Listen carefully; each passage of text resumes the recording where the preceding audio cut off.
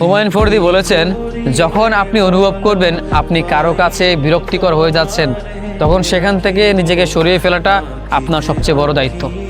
যেখানে আপনার মূল্য নেই সেখান থেকে নিজেকে সরিয়ে ফেলাটা আসলেই আপনার অনেক বড় দায়িত্ব। এই দায়িত্ব পালন করা উচিত। আমাদের হয় কি জানেন, যেই মানুষটার কাছে আমাদের কোনো মূল্য থাকে না, যেই মানুষটা আমাদেরকে গুরুত্ব দেয় না, অবহেলা করে, বারংবার তার কাছে আমরা নিজেকে সুপর্দ করে দিই।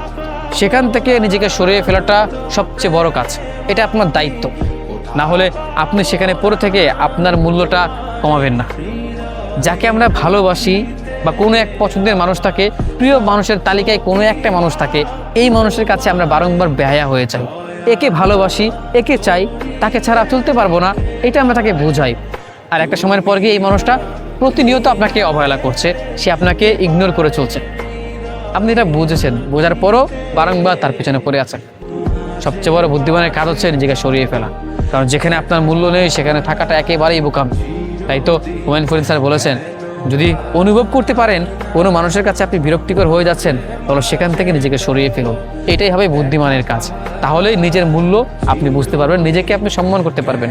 বারংবার নিজের সম্মান, নিজের মর্যাদা নষ্ট করে আমরা যাদেরকে ভালোবাসি, যাদেরকে ভালো রাখি, যাদেরকে চাই, এরা আমাদেরকে এক পয়সার মূল্য দেয় না, এরা আমাদের কথা ভাবেও না।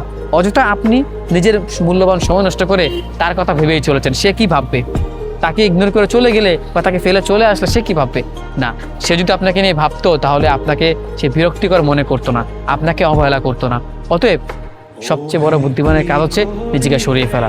যদি আপনি অনুভব করতে পারেন, যদি বুঝতে পারেন মানুষটা আপনাকে অবহেলা করছে, মানুষ আপনাকে চায় না, এই মানুষটা বারংবার আপনাকে উপেক্ষা করেই চলছে, এই দু পয়সার মূল্য আপনাকে দেয় না, তাহলে সবচেয়ে বড় বুদ্ধিমানের কাজ হচ্ছে নিজেকে সরিয়ে ফেলা, নিজেকে নিয়ে সময় দেওয়া, নিজেকে ভালো রাখা, নিজেকে ভালোবাসা। এটাই হচ্ছে বুদ্ধিমানের কাজ।